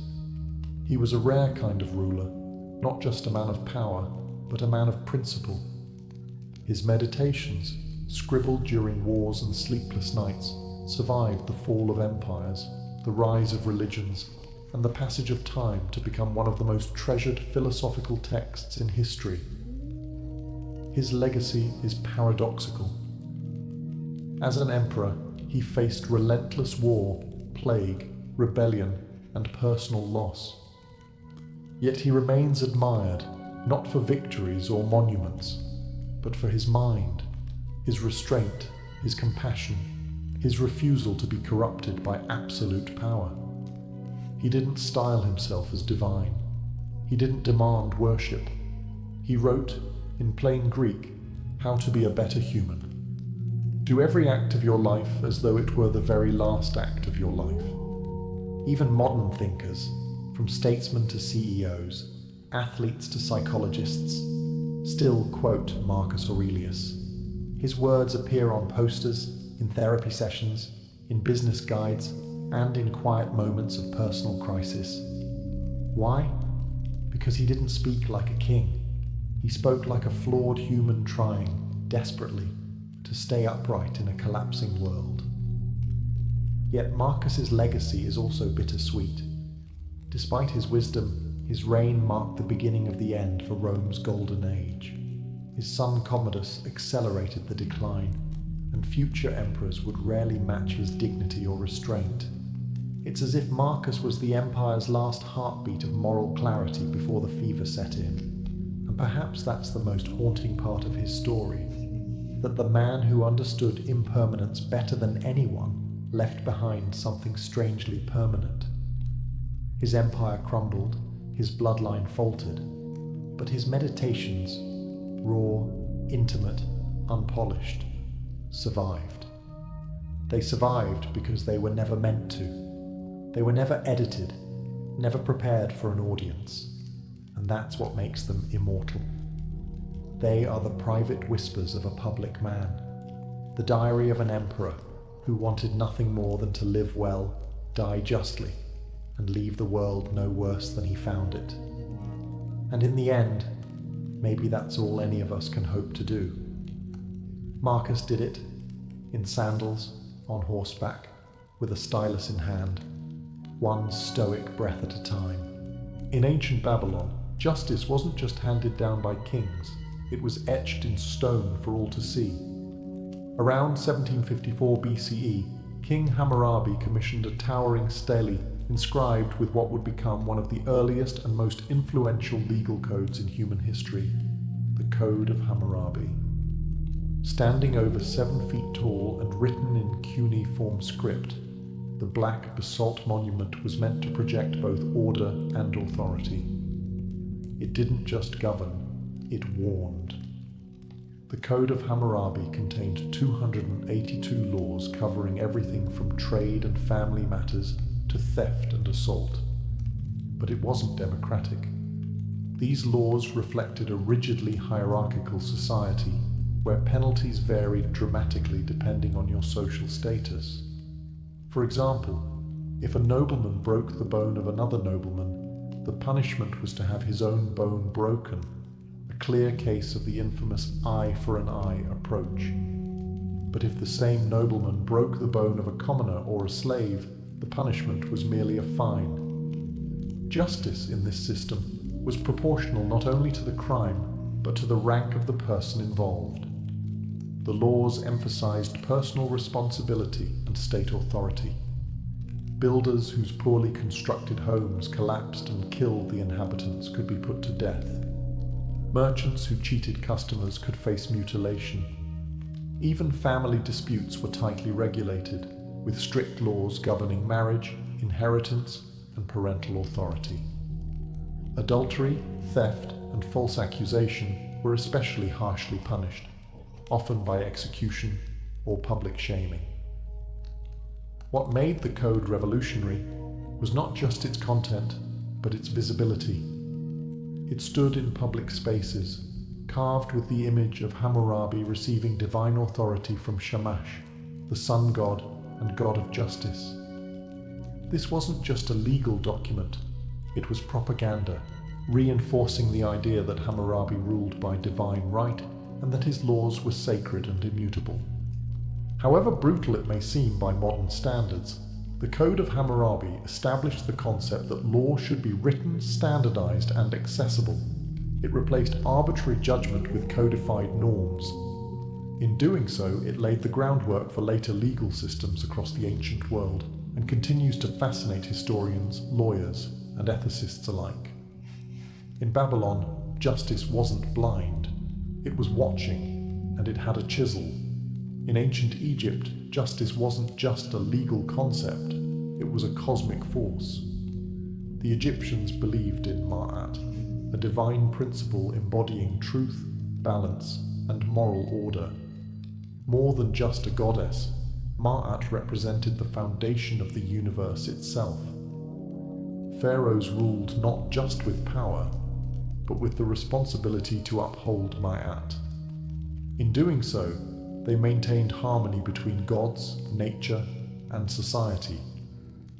Unlike the codified laws of Babylon, Egyptian justice was more flexible and case-specific. There was no singular legal code chiseled into stone.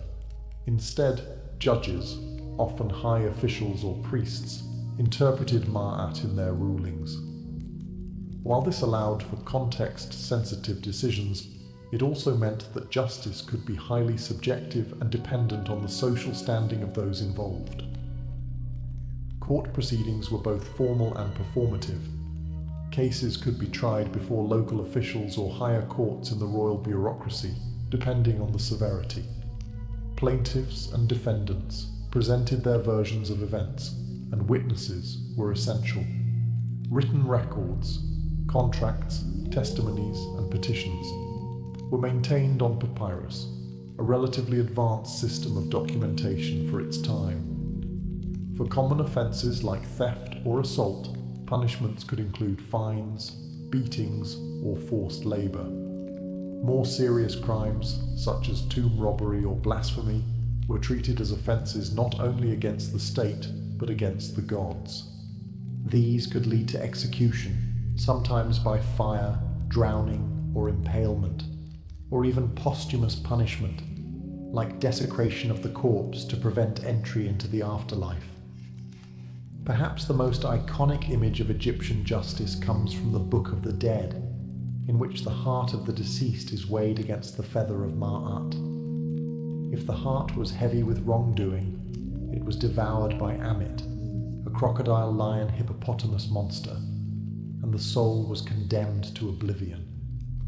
If it balanced with the feather, the soul was allowed to enter the eternal paradise of the field of reeds. In Egypt, justice was inseparable from spirituality. The courtroom was not just a venue for dispute, it was a sacred space where divine order was upheld. Unlike Babylon's rigid laws, Egyptian justice flowed with the moral tides of Ma'at, rewarding those who lived in harmony with truth and punishing those who disrupted the balance of the cosmos. In ancient Greece, particularly in Athens during the 5th and 4th centuries BCE, justice took on a radically different form from the divine or king-centered systems of Babylon and Egypt. The Greeks began experimenting with something revolutionary, a justice system grounded in citizenship, debate, and public participation. It wasn't perfect, far from it, but it laid the foundation for many modern legal concepts. Athenian democracy gave every male citizen the right to participate in the courts, both as a plaintiff or defendant and as a juror.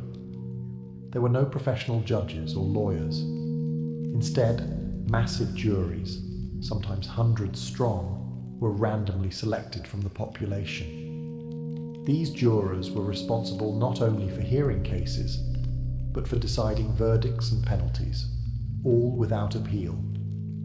Trials were short, often completed in a single day, and each side was allowed a set amount of time to present their case, measured by a water clock called a clepsydra. The types of cases ranged widely: theft, slander, adultery, assault, property disputes, and even impiety, disrespecting the gods, could be brought to trial. While punishments for minor offences were often fines or exile, more severe crimes could lead to death, particularly in cases involving treason or religious sacrilege. Socrates, for example, was famously sentenced to death for allegedly corrupting the youth and disrespecting the gods. Importantly, Greek justice systems did not rely on a written legal code accessible to all. While some laws were inscribed publicly, much of the legal knowledge was held by a small literate elite, meaning outcomes often depended more on rhetoric than on precedent. A clever speaker, or a rich citizen who could hire a skilled orator to speak for them, had a clear advantage. Justice was tied closely to persuasion and performance. Athenians also used a form of preemptive justice called ostracism, in which citizens could vote once a year to exile someone from the city for 10 years. No crime had to be proven, just a consensus that someone had become too dangerous or powerful for the health of the state. Though flawed, ancient Greece introduced the idea that justice could be a collective civic responsibility, not just the decree of a ruler or priest. It was an early and chaotic experiment in legal equality that still echoes in today's courtrooms. In ancient India, justice was rooted in a profound and layered concept called dharma, a term that defies easy translation but roughly means duty, righteousness, and cosmic law. Unlike the law codes of Babylon or the civic trials of Greece, Indian justice was not just about right and wrong, it was about maintaining harmony in the universe, society, and the self. Dharma varied depending on one's age, caste, gender, and stage of life. making justice a deeply contextual and moral affair. The legal framework in ancient India was first formalized in texts known as the Dharma Shastras, with the most well-known being the Manusmriti, or Laws of Manu, compiled around the 2nd century BCE to the 3rd century CE. These texts weren't laws in the modern sense, but spiritual and social guidelines that shaped legal thinking for centuries. They defined everything from property rights and inheritance to marriage, contracts and punishments. The caste system was central to this legal vision. Brahmins, priests, kshatriyas, warriors, vaishyas, merchants, and shudras, laborers, were each subject to different rules and penalties. For instance, a Brahmin committing a certain offense might face a fine or temporary exclusion from rituals, while a Shudra committing the same act could be sentenced to corporal punishment or worse. Justice in this system was not blind. It was hierarchical, deeply tied to one's birth. Despite this, Indian justice was not entirely unforgiving. The concept of intent mattered, as did repentance. A wrongdoer could lessen punishment through penance or charity, and judges were encouraged to consider the moral and spiritual state of the accused. Kings often served as the highest judicial authority, advised by Brahmin scholars and ministers, blending divine law with royal decree. Trials could involve ordeals, especially when evidence was inconclusive. These included holding red-hot iron, walking through fire, or retrieving objects from boiling oil, believed to reveal guilt or innocence based on divine will. Such methods were seen as a last resort, not standard practice. Above all, justice in ancient India aimed to restore cosmic balance. It wasn't just about punishing crime, it was about righting spiritual wrongs, correcting social disorder, and guiding souls back toward Dharma. It was a justice system where morality, religion, and law were inseparable. Across the ancient world, when legal systems hit a wall, when evidence was lacking, witnesses unreliable, or accusations unprovable, societies often turned to the gods to decide. One of the most dramatic and terrifying ways this happened was through trial by ordeal, a practice used in multiple cultures, including Babylon, India, and later medieval Europe. The idea was simple but brutal. If human justice couldn't determine guilt, divine justice would intervene through pain. In Babylon, one common ordeal involved throwing the accused into a river. If they floated or survived, the gods had spared them, and they were declared innocent. If they drowned, guilt was confirmed, though inconveniently, the dead could no longer be punished. This method reflected a deep belief in divine oversight, as water was seen as a sacred and impartial force. In ancient India, as outlined in the Dharma Shastras, multiple forms of ordeal existed. These included walking across hot iron plowshares, retrieving coins from boiling oil, or surviving exposure to venom.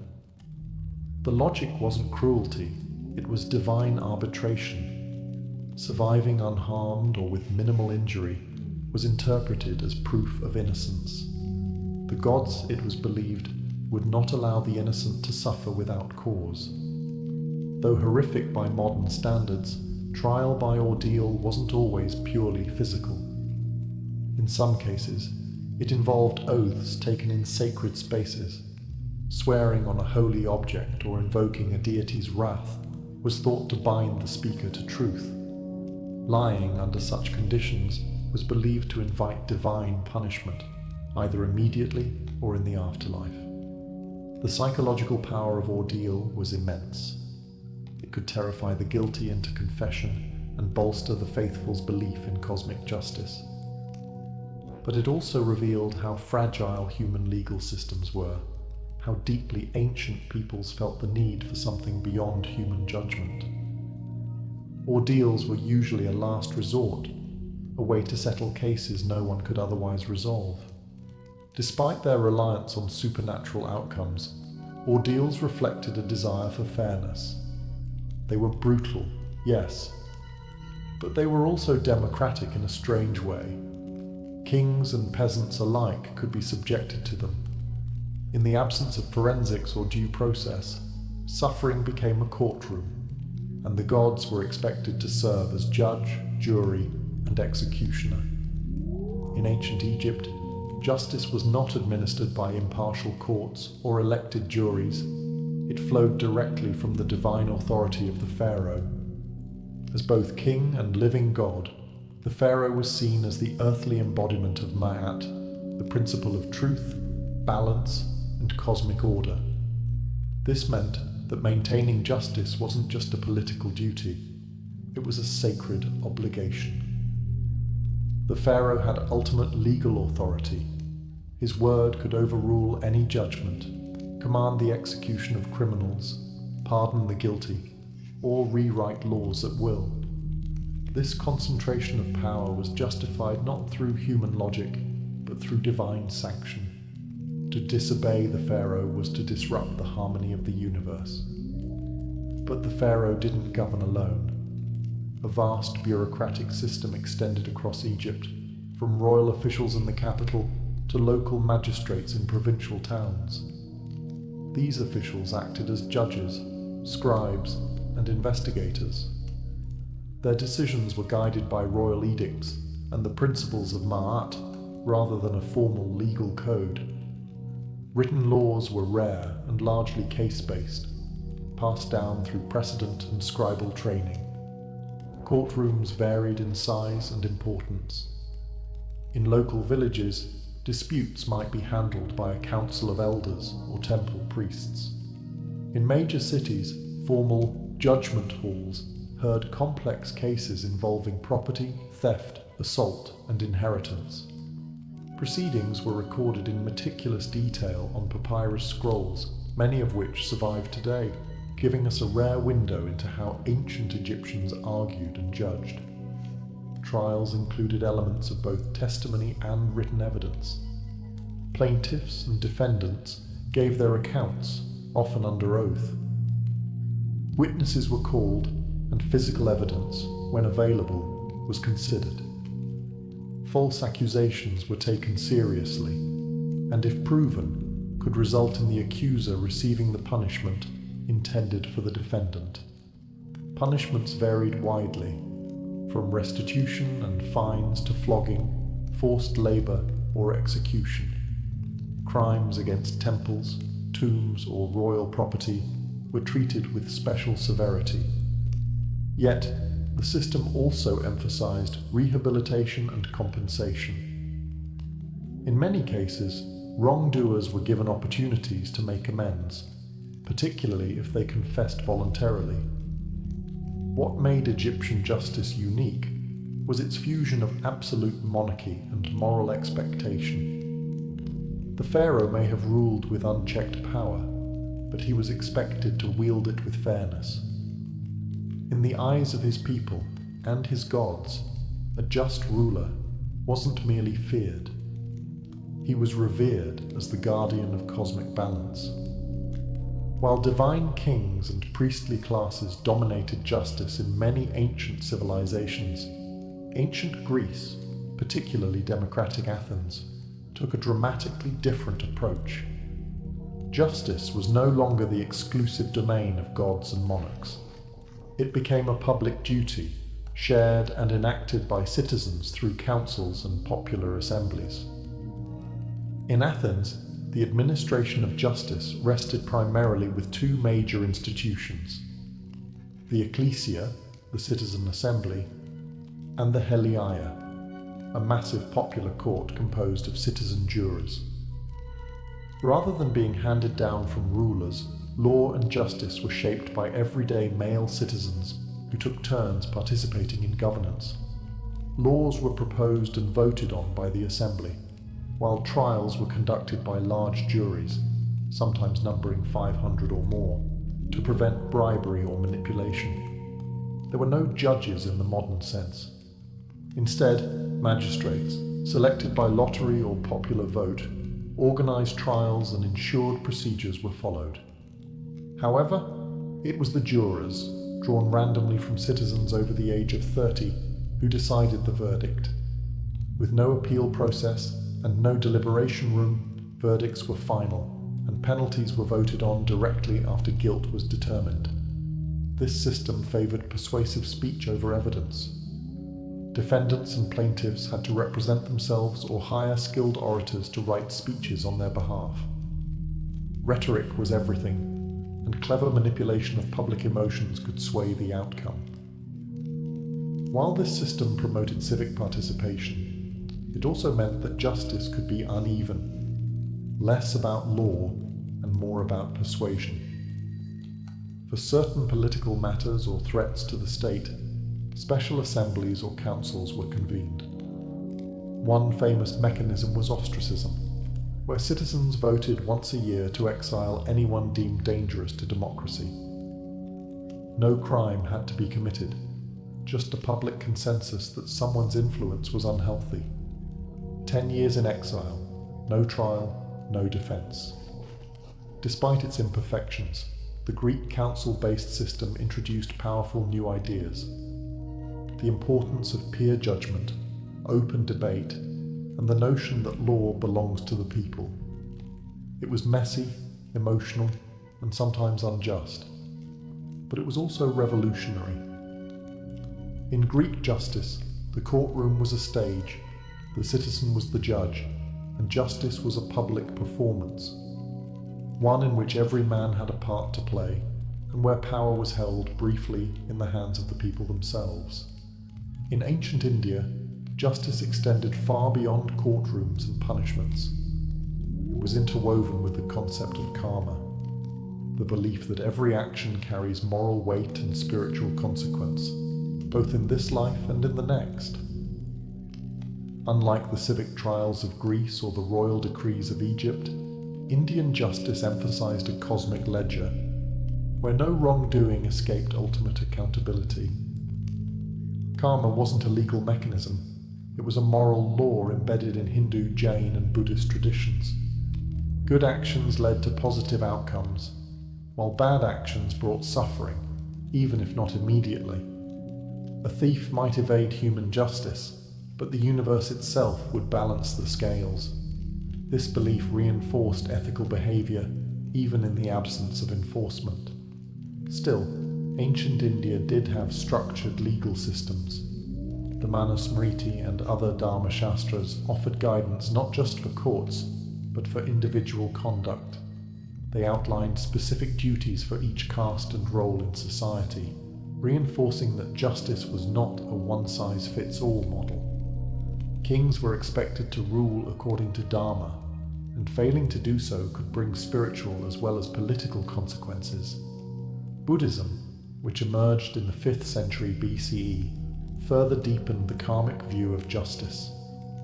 It rejected caste-based legal inequality and promoted universal moral principles, non-violence, truthfulness, and compassion. While not a legal code, Buddhist ethics influenced rulers like Emperor Ashoka, who in the 3rd century BCE renounced conquest and reformed his empire around Buddhist values. His famous rock edicts speak of mercy, tolerance, and the moral responsibility of governance. Justice, then, was about much more than trial and punishment. It was about inner purity, intention, and spiritual accountability. A person might escape a king's penalty, but not the consequences of their own deeds. Likewise, a king who ruled unjustly was believed to be storing up suffering for himself in future lives. This karmic understanding of justice created a powerful internalized system of order. It was deeply personal, and for many, far more intimidating than any earthly authority. Whether enforced by law or left to the cosmos, Indian civilization viewed justice not merely as retribution, but as a force for restoring harmony between self, society, and the universe itself. Though thousands of years have passed since the rise of Babylon, Egypt, Greece, and India, Their justice systems continue to shape how we think about crime, punishment, and fairness today. These ancient civilizations laid the intellectual, moral, and procedural foundations of legal systems that still guide societies across the globe. Babylon gave us the earliest known codified law, the idea that justice should be publicly visible, consistent, and enforced by the state. The principle of an eye for an eye still appears in legal and ethical debates, symbolizing both the call for proportionate punishment and the dangers of retributive excess. Egypt introduced the concept of divine kingship and moral law, where justice was not just social, but cosmic. The emphasis on balance, truth, and harmony echoes in modern ideas of restorative justice, where the goal isn't just to punish, but to restore community equilibrium. Greece revolutionized justice by tying it to citizenship and participation. Trial by jury, public debate, and the notion of peer judgment began in Athens and remain central to many legal systems today. Though imperfect and exclusionary, Greek democracy planted the seeds for legal systems that value public involvement and accountability. India contributed deeply spiritual and ethical dimensions to justice. The concepts of dharma and karma added a moral backbone to legal systems, encouraging personal responsibility and self-regulation. Even today, Indian law reflects a hybrid system where British legal structures coexist with religious and customary laws, demonstrating the enduring power of ancient traditions. These systems weren't flawless. They were often unjust, classist, patriarchal, and brutal. They privileged the elite, punished the vulnerable, and enforced hierarchies. But they also posed essential questions still relevant today. Who gets to define justice?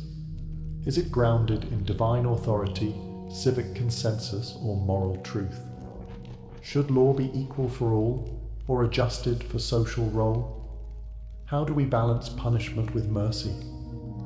Modern law may be more humane and structured, but it carries the DNA of these early systems. We still carve laws into stone, figuratively, expecting them to uphold order. We still debate justice in courts, assemblies, and temples of thought. And we still wrestle with the same eternal tension between power and fairness, law and morality, crime and consequence. In many ways, our pursuit of justice is ancient and ongoing.